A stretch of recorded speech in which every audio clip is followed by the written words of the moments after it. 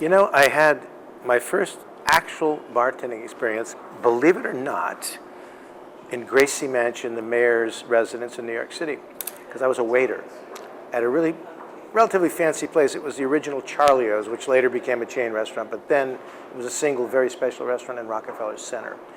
One of those restaurants opened by my later boss and mentor, Joe Baum, when he was president of Restaurant Associates, an extraordinary restaurant group that produced some extraordinary restaurants from the 50s through the 90s.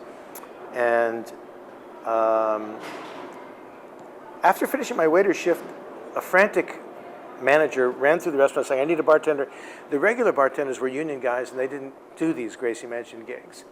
They had a really comfy job behind their front bar, and they made plenty of money, and they ran their football pools, and they took care of all the regular customers.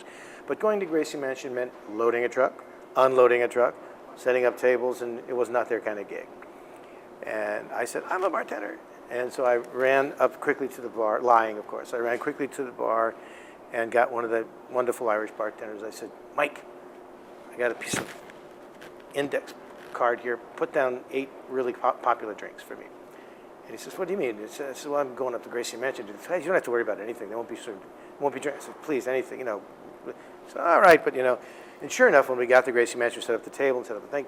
We served scotch on the rocks, vodka on the rocks, Perrier, Tab, if you remember Tab, occasional vodka tonic, occasional gin and tonic.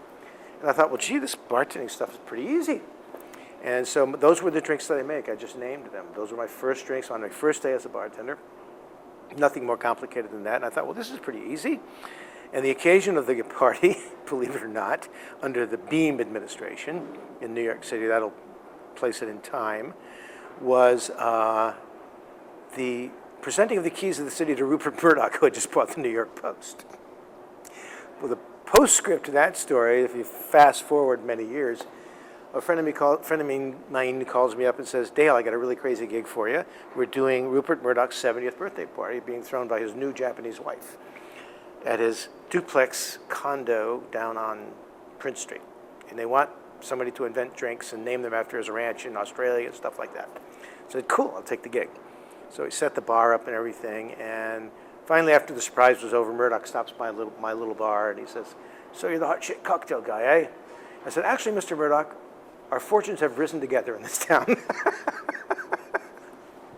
And I told him the story about Gracie Mansion and my very special, but that day at Gracie Mansion, I just remember feeling very right behind that bar, just like I belonged there, you know.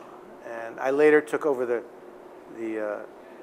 when Pat and Mike saw me doing all these Gracie Mansion gigs, they felt sorry for me. And they said, you know, Dale, the service bartender's leaving. Why don't you come behind the bar, you know? And that was the beginning of my bartending career.